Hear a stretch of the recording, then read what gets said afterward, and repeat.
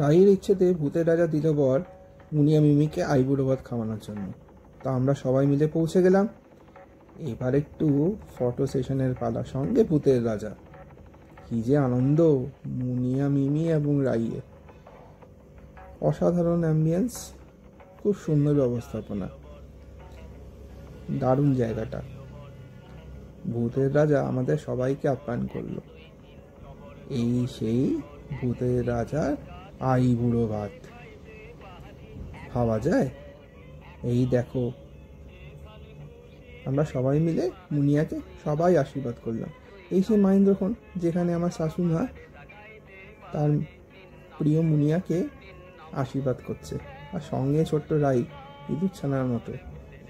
এখানে শাশুমা একটু ইমোশনাল হয়ে গেছে তার প্রিয় মুনিয়াকে আশীর্বাদ করার সময়। আমি কিন্তু ঠিক ইমোশনাল হতে পারলাম না, কেননা বেচারা জিতু তো আসতে পারিনি। আমি আর কাঁদবো কার জন্য? জিতু থাকলে নয় জিতুর জন্য আমি একটু কেঁদে দিতাম। কিন্তু যাই হোক, জোকস অ্যাপার্ট, শাশুমা খুব সুন্দরভাবে মুনিয়াকে আশীর্বাদ করলো। মুনিয়াও একটু ইমোশনাল হয়ে পড়েছিল এই সময়, কিন্তু ওই যে এবার মুনিয়াকে গিফট দেওয়া হলো ছোট্ট রায়ের তরফ থেকে। বাহ, সুন্দর! ওই দেখো, বারবার করে সে মুনিয়া মিমিকে আশীর্বাদ করবে, সে তো বুঝতেই পারছে না। এবার দীপাও তার ছোট্ট মুনিয়াকে আশীর্বাদ খেতে ফেললো।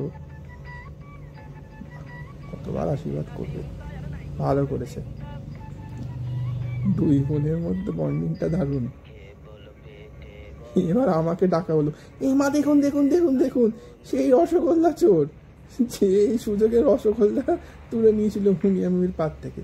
এই সেই আইবুড়ো ভাতের থালি। এখানে সেই ভূতের রাজা ছমছমে পরিবেশ, আর সঙ্গে একটু আমার বউ আছে।